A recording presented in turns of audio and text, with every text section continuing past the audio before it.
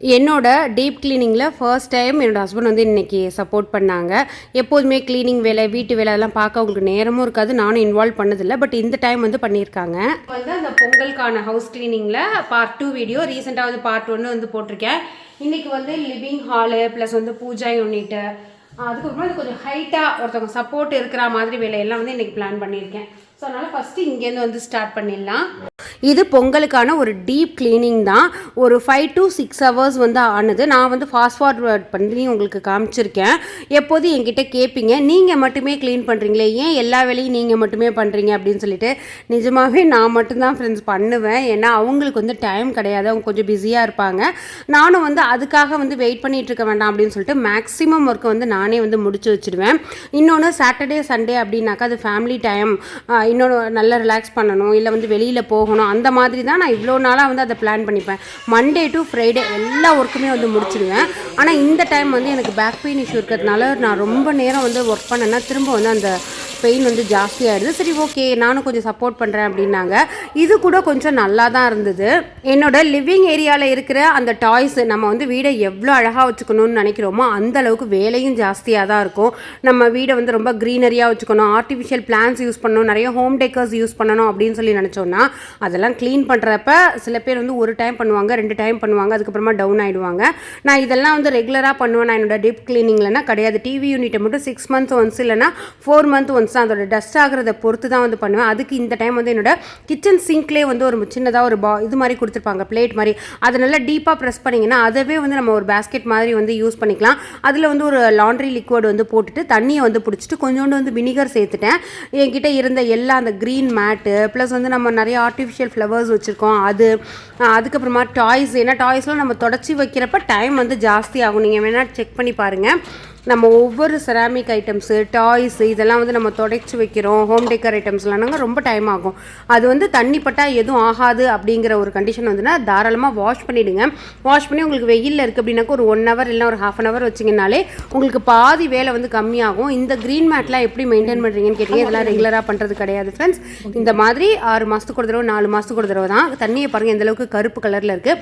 இப்போது நீங்கள் வந்து அந்த இதை ரிலீஸ் பண்ணி விட்டிங்கனாக்கா தண்ணியெல்லாம் கீழே போயிடும். திரும்ப அது வந்து ஒரு வாஷ் ஜஸ்ட்டு நுர போகிறதுக்காக அந்த மாதிரி வந்து பண்ணியிருந்தேன். இப்போ 2வது வாஷு 3வது வாஷு அந்த மாதிரி பண்ணிட்டோம் அப்படின்னாக்கா அப்படியே பளிச்சுன்னு நல்ல புதுசு மாதிரி இருக்கும். வீட்டை பார்க்குறப்பவே ஓகே, புது புது ஐட்டம்ஸ் வச்சா மாதிரி ஒரு ஃபீல் வந்து கிடைக்கும்.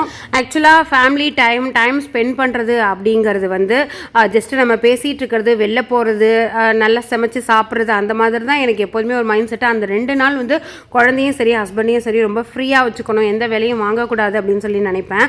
ஆனால் இந்த மாதிரி சேர்ந்து வேலை செய்கிறப்ப கூட வந்து பார்த்திங்கன்னா இது கொஞ்சம் நல்லா தான் இருக்குது. இதுவும் ஃபேமிலி டைம் தான் அப்படிங்கிறது ரொம்ப லேட்டாக எனக்கு புரிஞ்சிருக்கு. ஸோ நீங்கள் எல்லாம் டக்குன்னு வந்து புரிஞ்சுட்டு நீங்களும் வந்து இன்வால்வ் பண்ணுங்கள். இன்னொன்று, எங்கள் வீட்டில் அந்த டாக் இருக்காது. ஜென்ரலாக வந்து என்ன பண்ணுற வீட்டில் அப்படின்னு சொல்லி கேட்குறவங்களுக்கு அதெல்லாம் பண்ண வச்சிங்க அப்படின்னா தான் தெரியும். ஏன்னா நான் பண்ணுற எல்லாமே மேக்ஸிமம் வீடியோவில் வந்து போட்டுறேன். சொல்லப்போனால் ஒரு பாதி தான் போடுறேன். நான் இன்னும் வீட்டில் நிறைய வேலை பார்க்குறேன். எல்லா இடத்துலையும் வந்து நான் கேமராவை எடுத்துகிட்டே போக முடியாது அப்படிங்கிறதுனால பாதி விஷயத்தை வந்து காமிக்கிறது இல்லை. ஸோ அந்த மாதிரி அவங்களையும் இன்வால்வ் பண்ணிங்க அப்படின்னாக்கா அவங்களுக்குமே நம்ம படுற கஷ்டம் வந்து தெரியும், ஃப்யூச்சரில் ஹெல்ப் பண்ணுவாங்க. எங்கள் அம்மா எனக்கு பண்ண தப்பு, சின்ன வயசுலேருந்து வேலையே வாங்கினதில்லை. ஏன்னா அவங்க வந்து சின்ன வயசுலேருந்து நிறைய வேலை செஞ்சாங்க அப்படிங்கிறதுனால. ஆஃப்டர் மேரேஜ் வந்து எனக்கு எங்கள் அம்மாவை பார்த்து வளர்ந்ததுனால நான் அதை அவங்க சொல்லி கொடுக்காமையே அதுலேயே நான் வந்து கற்று வந்துட்டேன். ஆனால் நான் ஒவ்வொரு வேலையும் செய்கிறப்ப தான் நிறைய விஷயங்களில் வந்து அதை ரியலைஸ் பண்ணிக்கிட்டே இருப்பேன். இந்த வேலையை அம்மா இப்படி தானே செஞ்சுருப்பாங்க, இப்படி தானே செஞ்சுருப்பாங்க, நம்ம எந்த ஹெல்ப்புமே பண்ணதில்லைல்ல. அப்போல்லாம் நான் எத்தனையோ நாள் காலேஜ் போயிட்டு வந்து கேட்டிருக்கேன், அம்மா வீட்டில் சும்மா தானே இருக்கீங்க அப்படின்னு சொல்லிட்டு. இப்போ வந்து என்னையே நான் அரைஞ்சிக்கணும் மாதிரி இருக்குது. ஸோ அவங்களாம் சும்மா இல்லை. ஆனால் இப்போயாவது பார்த்திங்கனாக்கா டிஷ்வாஷர் வந்துருச்சு, வாஷிங் மிஷின் வந்துருச்சு, ஏசி இருக்குது நம்ம ரிலாக்ஸ் பண்ணுறதுக்கு, இந்த மாதிரி நிறைய இருக்குது. பட் அப்போல்லாம் வந்து பார்த்திங்கனாக்கா கையில் மெய்டு வச்சுக்கிறோம். அப்போல்லாம் வந்து கையில் தான் வந்து வாஷ் பண்ணாங்க. இன்னொன்று, நான் 10th படிக்கிறப்ப தான் வந்து 10th or 8th படிக்கிறப்ப தான் எங்கள் வீடே கட்டினாங்க. அதுக்கு முன்னாடி வந்து ஓட்டு வீடு ப்ளஸ் மாடி வீடு, அந்த மச்சி வீடோ சம்திங் அதை சொல்லுவாங்க. அப்போ வந்து தேவையில்லாமல் அந்த டஸ்ட்டு கொட்டும், அதை க்ளீன் பண்ணணும். அதையே எங்கள் அம்மா ரொம்ப க்ளீனாக வச்சுருப்பாங்க. ஸோ இப்போ தான் தெரியுது அந்த தப்பை எங்கள் அம்மா பண்ண தப்பை நானும் பண்ணிடக்கூடாது அப்படிங்கிறதுக்காகனே பாப்பாவையும் சின்ன சின்ன விஷயத்தில் வந்து இப்போலாம் இன்வால்வ் பண்ணுறது. அதையுமே சொல்லுவாங்க, சின்ன பிள்ளை அவளை ஏன் வேலை வாங்குற அப்படின்னு சொல்லிட்டு. வேலையெல்லாம் இல்லை, ஜஸ்ட்டு அவங்க வந்து வேலை செய்கிறாங்கங்கிற ஒரு ஃபீலை தான் கொடுப்பேனே தவிர அவளை மேக்ஸிமம் வந்து வேலையை வாங்கிட மாட்டேன். பால்கனி பால்கனியில் வச்சுருக்கிறதெல்லாம் எடுத்துகிட்டு வந்து கொடுப்பாப்பா. இந்த மாதிரி குட்டி குட்டி வேலை செய்கிறப்ப அவளும் அன்வான்டாக அவளோட ஸ்க்ரீனிங் டைமும் கம்மியாகுது. எங்கள் ஹஸ்பண்ட் அண்ட் ஒய்ஃப்குள்ளே அன்வான்ட் டாக்ஸ், அன்வான்டாக ஆர்கியூமெண்ட்டு இதெல்லாமே வந்து கட் ஆகுது. ஸோ இது வந்து நல்லாயிருக்கு. பட் எவ்ரி வீக் இதே மாதிரி நம்ம க்ளீன் பண்ணுறோம் அப்படின்னு சொல்லி உட்காந்துட்டோம்னாக்கா வீட்டிலே இல்லாமல் பயந்து ஓடிடுவாங்க. ரொம்ப ரேராக ஜென்யூனாக என்றைக்கு நமக்கு சப்போர்ட் தேவையோ அன்னைக்கு இந்த மாதிரி நம்ம வந்து எடுத்துக்கலாம். மேலே இருக்கிற ஃபோட்டோஸ் எல்லாமே அவங்க லேடரில் போய் மேலே ஏறி எடுத்து கொடுத்துட்டாங்க. அது எல்லாத்தையுமே ஃபோட்டோ, அதுக்கப்புறமா வீர தமிழச்சி சம்திங் ஒரு அவார்டு வந்து வாங்கினேன் அது, அதுக்கப்புறமா என்னோடய ஜுவல்லரி ஷாப்பில் அந்த மாதிரி எல்லா அவார்ட்ஸையுமே வந்து நல்லா தொடச்சி வச்சுட்டு அவங்க உட்காந்துருக்கிறப்பவே அது வந்து நான் ஜஸ்ட்டு வாட்டர் ஸ்ப்ரே பண்ணி தான் வந்து தொடச்சேன். அதனால் அவங்கள வச்சே வந்து மேலே வந்து ஏற்றிட்டேன். இந்த வாஷ் பேஷன் ஏரியா, அங்கே இருந்த மிரர்ஸ் அதெல்லாமே, ஏன்னா எனக்கு இந்த டிவி யூனிட்டுக்கே வந்து ரொம்ப டஃப்பானது. இன்னொரு விஷயம் என்னன்னாக்கா, என் ஹஸ்பண்டுக்கிட்ட ஒரு விஷயம் பண்ண மாட்டாங்க. அப்படி பண்ணாங்கன்னா 200% வந்து கொடுக்கணும் அப்படின்னு சொல்லி நினைப்பாங்க. இன்றைக்கி எனக்கு வந்து ஒரு போனஸ் அப்படின்னு தான் சொல்லணும். ஏன்னா நான் வந்து ஜஸ்ட் எனக்கு அந்த டிவி யூனிட் க்ளீன் பண்ணுறதுக்கான சப்போர்ட் மட்டும்தான் வந்து கேட்டேன்.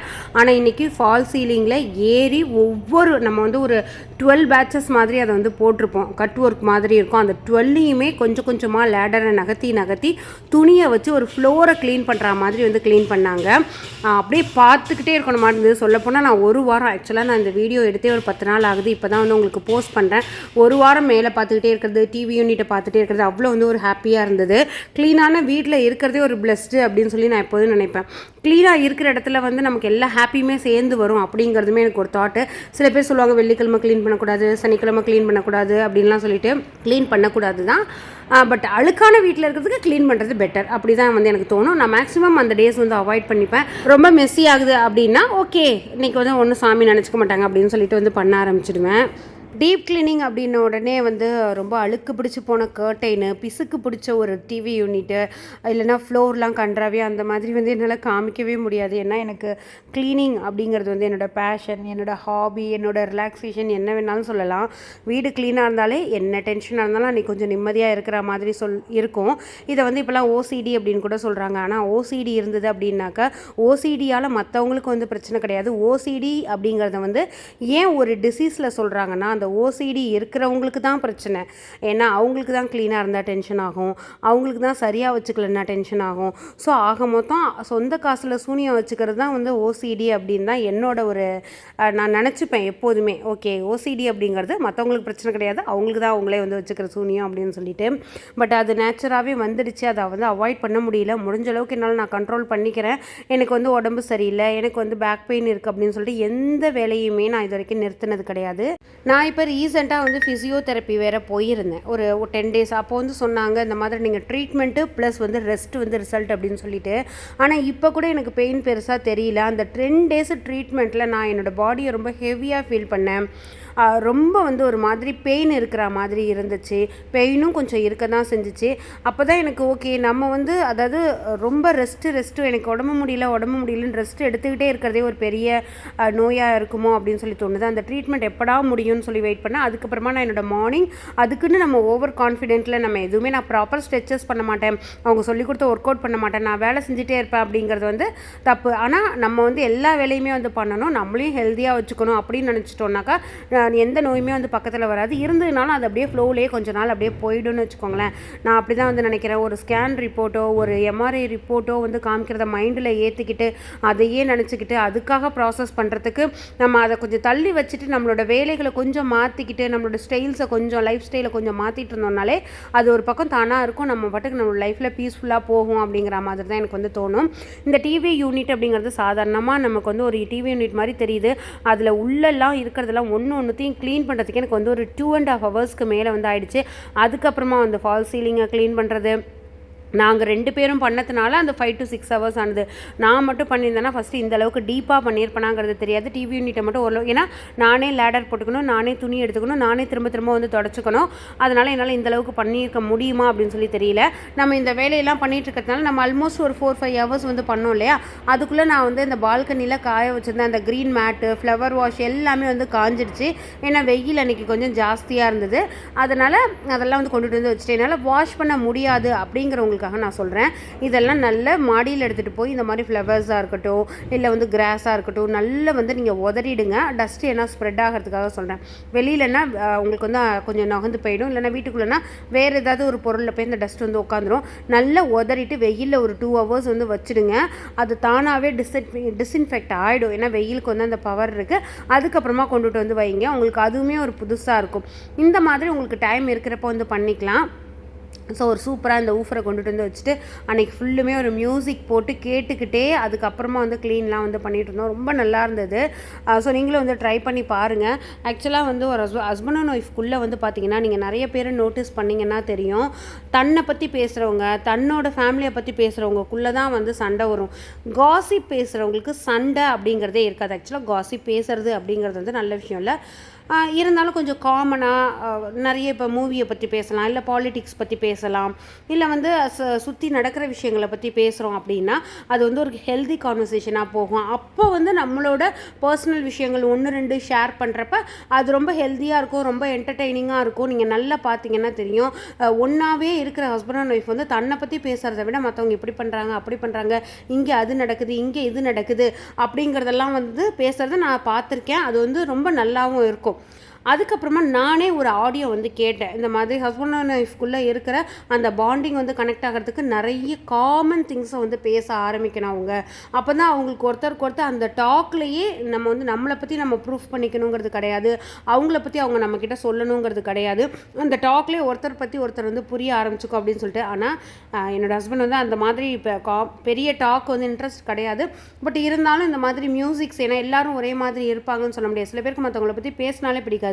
எதுக்கு மற்றவங்க வீட்டு விஷயம் நமக்கு அப்படிங்கிற மாதிரி அந்த கேட்டகரியில் தான் இவங்களும் இருப்பாங்க. எனக்குமே வெளியில் ரொம்ப பெருசாக என்ன நடக்குது அப்படிங்கிறத வந்து பார்க்குறதுக்கு டைமும் கிடையாது. ஸோ அதனால் இந்த மாதிரி நாங்கள் மூவிஸ் நல்ல சில ஜிம் சாங்ஸ் வந்து இருக்குது. எப்போதுமே ஜிம் சாங்ஸ் வந்து நம்ம நடந்துகிட்டே இருப்போம். ஒரு ஃபாஸ்ட் பீட் இருக்கிற சாங்கை போட்டோன்னா ட்ரெட்மில்ல இன்னும் கொஞ்சம் ஸ்பீடாக நடப்போம். அந்த மாதிரியான சாங்ஸ் எல்லாம் போட்டு பர்ஃபெக்டாக மேலே அதோட TV unit puja room clean பண்ணதை நான் வந்து எடுக்க விட்டுட்டேன். ஏன்னா கேமரா வந்து ஆன் ஆகிருக்குன்னு நினச்சா ஆனால் ஆன் ஆகலை. ஸோ அதுக்கப்புறமா வந்து டோர்ஸு எல்லாத்தையுமே வந்து க்ளீன் பண்ணிவிட்டு லைட்டாக வந்து நான் கூட்டி அந்த குப்பையெல்லாம் வந்து பார்த்திங்கன்னா இது ஃபுல்லுமே ஒட்டடை தான். அந்த ஃபேனில் இருந்தது ப்ளஸ் வந்து ஃபால் சீலிங் உள்ளே இருந்தது. அதெல்லாம் எடுத்துகிட்டு லைட்டாக இருக்கிற அந்த இந்த மாப்போட லிங்க் வேணால் நான் உங்களுக்கு கொடுக்குறேன். ரொம்ப சூப்பராக இருக்குது. இது வந்து கம்ப்ளீட்டாக தண்ணியை போட்டு அலசனா மாதிரி ஆகுமான்னு கேட்டிங்கனாக்கா அந்த மாதிரி வந்து ஆகாது. ஆனால் உங்களுக்கு வந்து நான் லைட்டாக வந்து க்ளீன் பண்ணிவிட்டு ஓகே க்ளீன் பண்ணால் எப்போதுமே அந்த டஸ்ட்டு வந்து ஸ்ப்ரெட் ஆகிக்கிட்டே இருக்கும். அந்த மாதிரி ஒரு ஃபீல் வர்றது. ஏன்னா நான் மறுநாள் வந்து எனக்கு அந்த க்ளீன் பண்ணுற அக்கா வந்து வருவாங்க. அவங்க வந்து நல்லா கூட்டிகிட்டு இன்னும் மாப் போட்டு கொடுத்துருவாங்க. அவங்களுக்கும் கொஞ்சம் வேலை ஈஸியாக இருக்கும், நமக்கும் வந்து அது அன்றைக்கி டே ஃபுல்லுமே அந்த குப்பையை மிதிச்சிட்டு போன மாதிரி வந்து ஒரு ஃபீல் இருக்காது. என்னோட அந்த லாஸ்ட்டில் தெரியுதுல ரூமில் அந்த பீன் பேக் வந்து கேட்டிருந்தீங்க, அமுங்கிடுச்சா ரொம்ப அப்படின்னு சொல்லிட்டு. அது வந்து அமுங்கலை. நான் வந்து ஃப்ளிப்கார்ட்டில் வாங்கியிருந்தேன். நிறைய பேர் அந்த விலாகில் பார்க்குறவங்க அந்த லிங்க்ஸ் வந்து கேட்டுகிட்டே இருக்கீங்க. அது கண்டிப்பாக நான் வந்து உங்களுக்கு கொடுக்குறேன். க்ளீனிங்க்கு நான் யூஸ் பண்ணுற லிக்விட் வந்து உங்களுக்கு நான் நெக்ஸ்ட்டு வீடியோவில் போடுறேன். இப்போ வந்து அதில் நிறைய டீக்ரீசர் அந்த மாதிரியெல்லாம் வந்து இருக்குது. அது ரொம்ப எஃபெக்டிவாக இருந்தது. எனக்கு கிச்சனில் வந்து என்னோடய க்ளீனிங் வேலையை கொஞ்சம் கம்மி பண்ண மாதிரி இருந்தது. அது வந்து நான் உங்களுக்கு நெக்ஸ்ட் வீடியோவில் போடுறேன். இந்த ஸ்பின் மாப்பில் வந்து ஒரு 80 ml தண்ணி மட்டும் நம்ம ஃபில் பண்ண முடியும். கம்ப்ளீட் ரிவ்யூ வந்து நான் உங்களுக்கு கொடுத்துருக்கேன். அதுவுமே வந்து உங்களுக்கு டிஸ்கிரிப்ஷனில் இல்லைனா ஐ பட்டனில் வந்து நான் கொடுக்க ட்ரை பண்ணுறேன். ஸோ ரொம்ப நல்லாயிருக்கு. உங்களுக்கு வந்து டீப் க்ளீன் வந்து இல்லை, நார்மலாக நான் வந்து ரெகுலர் பேசிஸில் வீடு துடைக்கணும் அப்படின்னு நினச்சிங்கனாக்கா கண்டிப்பாக வந்து ரொம்ப ரொம்ப யூஸ்ஃபுல்லாக இருக்கும். இப்போ வந்து பார்த்திங்கனாக்கா கம்ப்ளீட்டாக வந்து இந்த ஹாலு எல்லா இடமே வந்து க்ளீன் பண்ணியாச்சு. நல்ல பளிச்சுன்னு இருக்குது. ஆக்சுவலாக இந்த லாஸ்ட் கிளிப்பிங் வந்து நான் ஒரு 2-3 டேஸ்க்கு அப்புறம் தான் வந்து எடுத்தேன். ஏன்னா லாஸ்ட்டில் வந்து க்ளீன் பண்ண டயர்டில் வந்து மறந்துட்டேன். ஸோ இந்த வீடியோவில் வந்து உங்களுக்கு ஏதாவது சின்ன டிப்ஸ் வந்து யூஸ்ஃபுல்லாக இருக்கும்னு சொல்லி நம்புகிறேன். தேங்க்யூ.